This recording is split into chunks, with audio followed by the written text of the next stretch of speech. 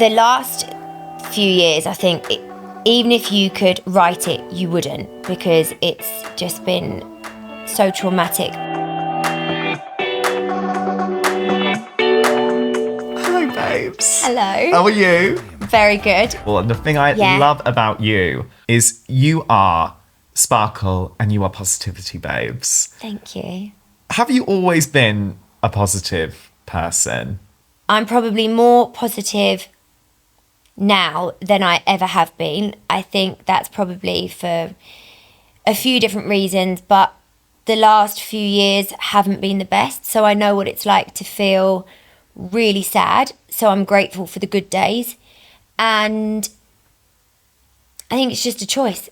I'm grateful for my life, which might sound a bit dramatic, but I'm sure we can, get into why I'm grateful. And I'm big on energy. And I feel like that starts with me. So if I walk into a room and I've got good energy, the energy is going to be good in the room. You have to really make sure that you are looking after yourself in order to show up for other people and also show up for yourself. Exactly. Because a lot of what you have to learn, I think, when it comes to fitness and looking after yourself, and especially with well-being, is you have to learn to become a little bit selfish at times. And you really need to start pouring from your own cup before you're pouring into anyone else's. Mm-hmm. For you, what does that kind of journey look like for you to get to that point of self-love, self-preservation, self-looking after? I would say that in the first couple of years of Peloton, I probably didn't always practice what I preached. I would want to, but I would be working very, very hard, saying to people, self-care is not selfish, but probably not focusing on self-care myself. Yeah. And then in August 2022, I was diagnosed with breast cancer, and I had no option but to put myself first. And so I did that because I wanted to get better, and because in order to get better, I had 6 months of treatment. I had chemo, surgery, radiotherapy, and I had to focus in on me and really put myself first. And I think it's the first time in my life that I've ever done that. And the world didn't end. So there's really something in that. I really was just like, people can wait, that can wait. Or saying no to things, whether it was something socially or work or whatever, and it being okay to say no. Before I would say yes to everything. I was trying to please everyone. I was trying to be at this social gathering, saying yes to this extra work thing, saying yes to anything that kind of came my way. And I think I had to slow right down, say no to things, really focus in on what I needed for me, have a much slower pace of life. And I'll always say this, I'm really lucky that, I managed to beat cancer. I think that's an incredible thing to be able to say. And there are some gifts from that stage in my life. And I think the kind of self-love, putting myself first, that has been a really big gift that I'm really trying to keep in my life as I feel healthier and healthier and get busier and busier. It's something I learned from that stage in my life, and I don't want to just go back to living life at a million miles an hour, because it didn't do me any good. And it's such a difficult thing to get a diagnosis like the one you've got. Take us back to when that happened for you. Yeah.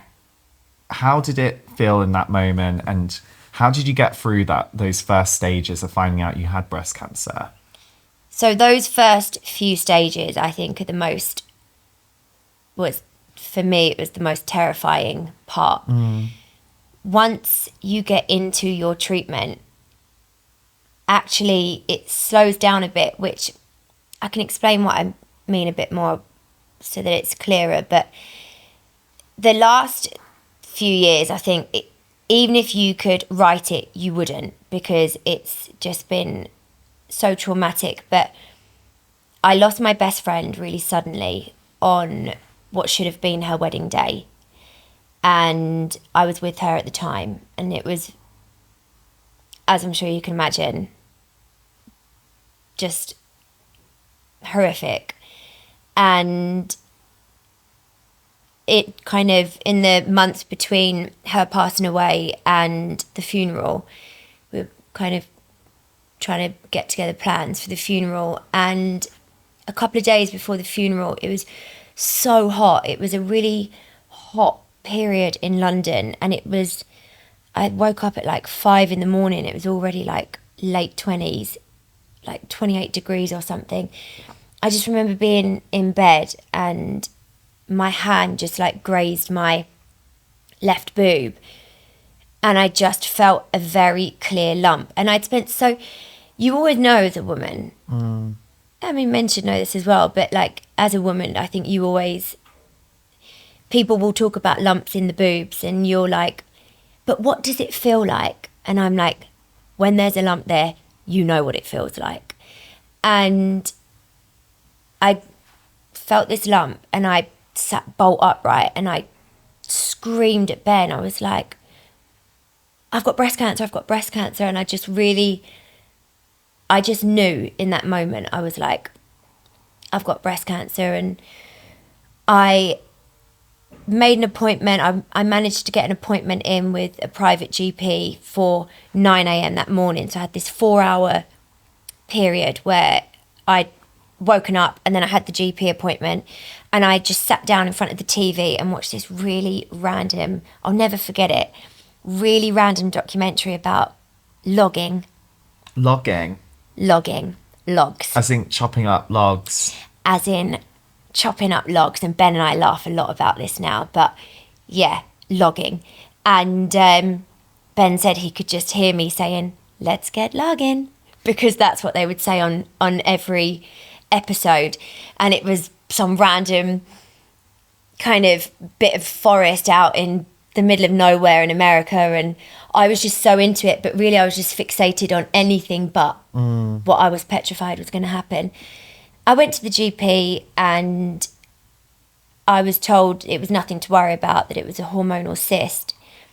And I think in my gut, I know in my gut, I didn't believe that. But I had my best friend's funeral in a couple of days. I wasn't in the right headspace. And I was just trying to just get through those couple of days.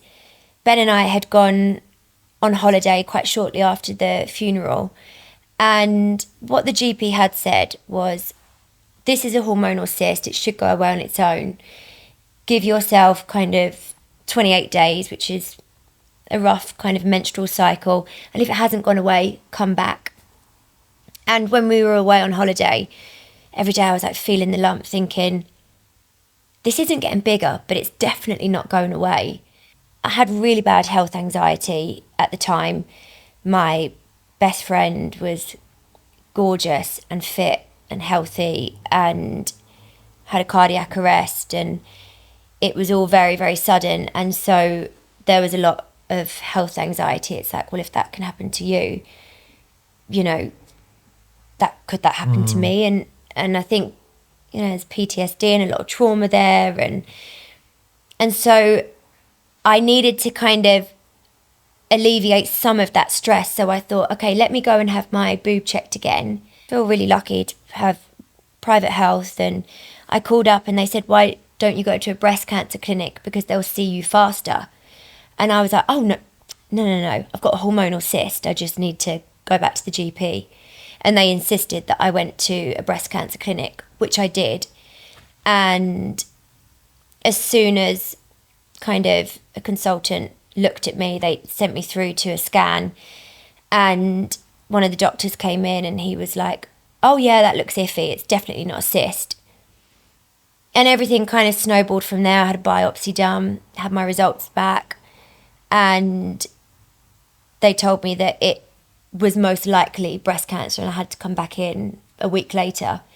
And within that space, I had MRIs done, I had a PET CT.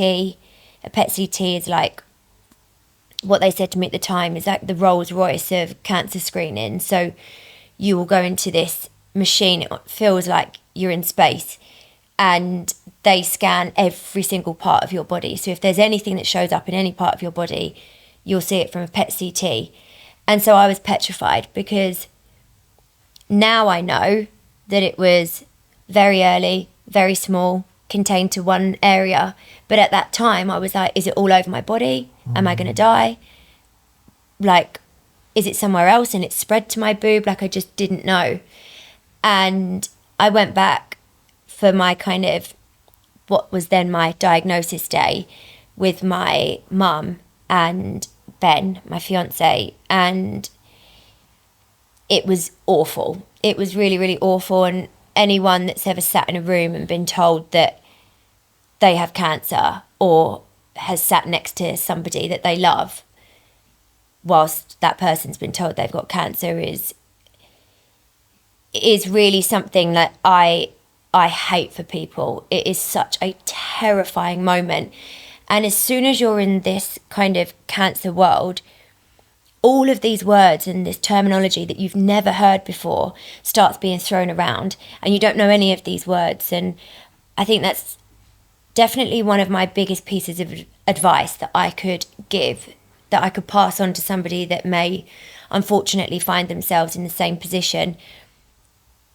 Get your support network around you. Get a small group of people. For me, it was my mum and Ben. I had more support than that, but they made sure that they learned every word, every bit of terminology.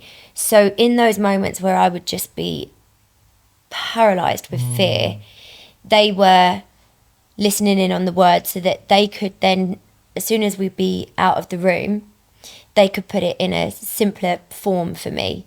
And I just think being able to build the knowledge on your particular diagnosis as quick as you can, so that you understand what's being said, brings a certain level of calm.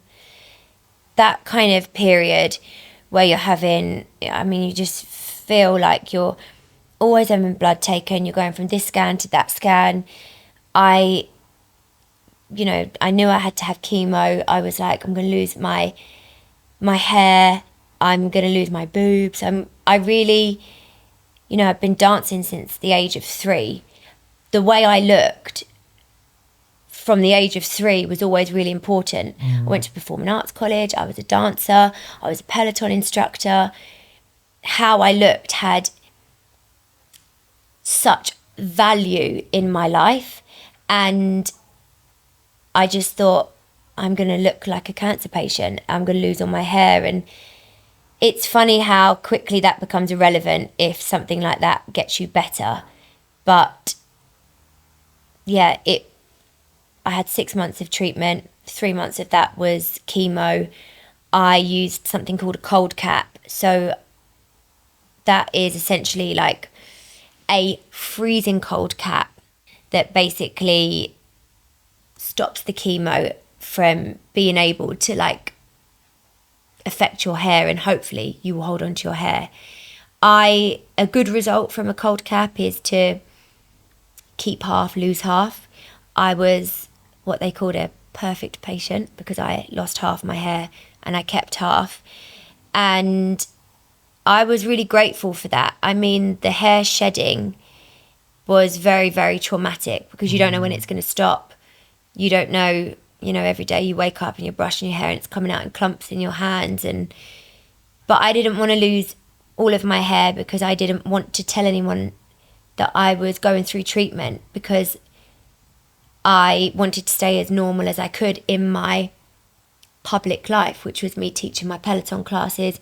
I carried on teaching them, and I just thought it was important to keep my body moving, and I thought it was important to keep as normal as I could.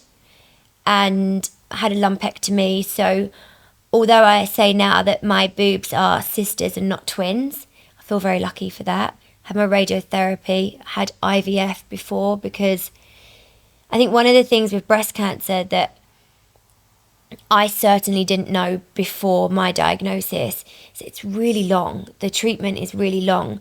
Once it's done, it's not really done. The main bulk of treatment in itself is quite long. Mine was 6 months. But then you go on to various drugs. I'm on a couple of different drugs now, one of them being a drug called tamoxifen, another one is called Zoladex. And that's for up to 10 years. And you can take little breaks, and I'm hopeful to be able to start a family, and hopefully next year that is something that can happen for us. But you don't know kind of what your fertility's saying. I did my IVF, so hopefully there's some babies on ice. But it really, breast cancer can take a lot from you. You can get a lot from it if you are lucky enough. I've always felt lucky. Some people, when I say that to them, look at me like, how can you feel lucky? But I've always felt lucky because I had a chance to get better. And I watched my best friend not have that chance. And I've heard from so many people with stories of cancer where they didn't have the opportunity to get better. So I've always felt lucky, and I've learnt so much from it. But even though I'm going to always think of it as a chapter in my life and something that I'll carry with me, it has totally changed the direction of how I thought my life was going. And so when I come back to, you asking me about positivity earlier, it's like, yeah, it's a choice. I know what it's like to not feel positive. Some days I wake up and I'm anxious. Anyone that has had a cancer diagnosis, I'm sure at some point will have something that you call Scanxiety, where you have your scans that come up 6 months, a year, 2 years, and you'll get nervous because you've sat in a room and heard the worst news possible. So there's a level of anxiety around something like that. But on the flip side of that, I have raised a lot of money already for breast cancer charities that I wouldn't have done before. I've connected with so many people and been able to offer advice that I never would have known before. So it's one of the worst things that's ever happened to me, but also it feels like a bit of a superpower as well. I'm grateful that I'm healthy, and I'm the healthiest now I think I've ever been. And I wouldn't have been in this position, I think, if I hadn't have had a cancer diagnosis. So for all of the sadness and stress and terrifying moments that come with a cancer diagnosis, there are moments of light. You bargain, I think, with the kind of moments of light, and I just choose to lead with them.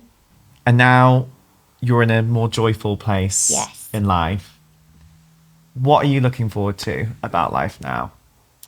I am looking forward to getting married in the next few months. Ding dong. Which is very, very exciting. And I'm just looking forward to being healthy and bringing the joy back into life. It feels like it's been a good couple of years where joy has been not really there. And that's life and it happens.